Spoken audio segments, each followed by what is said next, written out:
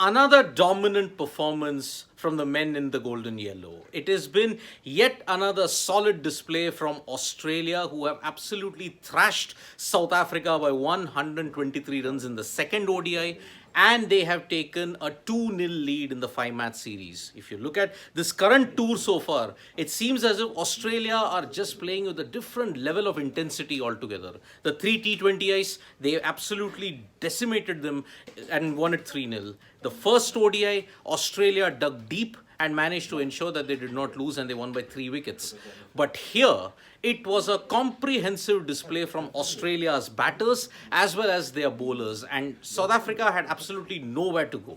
So in the end, a 123-run victory margin is a just reflection of where Australia is and how their preparations for the World Cup are heading. Because remember, Australia will be looking at these 3 remaining ODIs as well as the 3 ODIs against India to ensure that they make a big statement.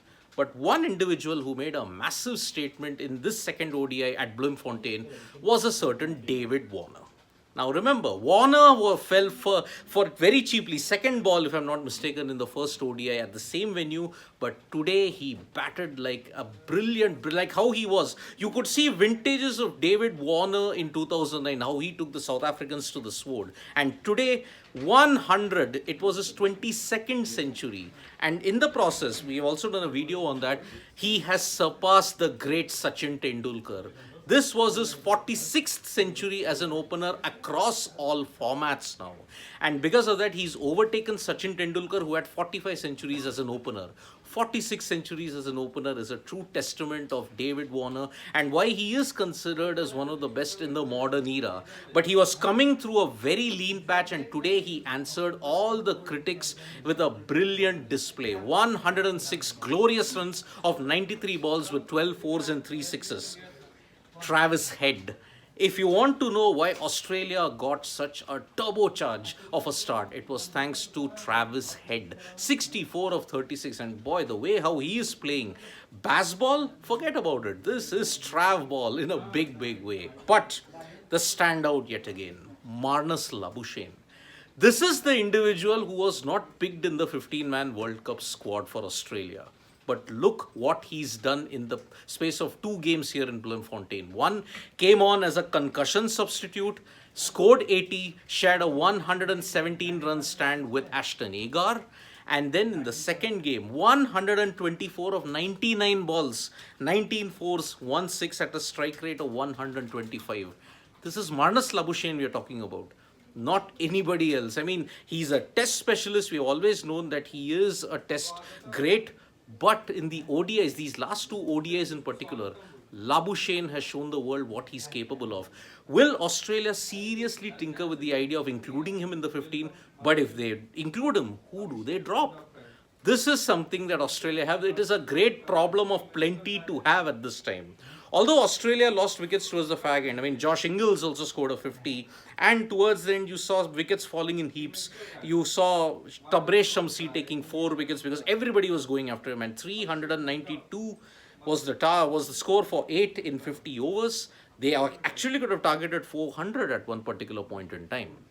But remember, in the past we have seen Australian teams higher the total. Their bowlers don't seem to defend it quite easily. But here, comprehensive display led by Adam Zampa with 4 wickets. I mean, if you look at an underrated match winner in this Australian lineup, it's Adam Zampa. He was the key factor in Australia winning the T20 World Cup in 2021 in the UAE. He's always been good in India. He's troubled the likes of Virat Kohli, and that's why Adam Zampa heading into this World Cup is the ultimate X-factor player for Australia. And then you saw Sean Abbott cleaning up the tail. A brilliant nipbacker that cleaned up Unrich Nautie's defense. And then next ball, Tabraiz Shamsi was trapped plumb in front. So Sean Abbott, a brilliant performance from him as well. And the rest of the Australian bowling, I mean, Temba Bavuma, actually in the South African batting, Temba Bavuma tried. Quinton de Kock also tried. They had raced to 99 in 13 overs, but then they couldn't maintain that.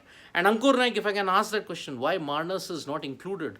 it's a big, big mystery. What can you do about it? So, under Mitchell Marsh's captaincy, you're seeing Australia really, really develop into something of a potent force in the build up to this World Cup. And so, if you thought Adam Zampa and Sean Abbott were good, well, then Nathan Ellis and Aaron Hardy also did very, very well. So, that is the situation that we have. Australia have beaten South Africa and have taken a 2-0 lead in the series.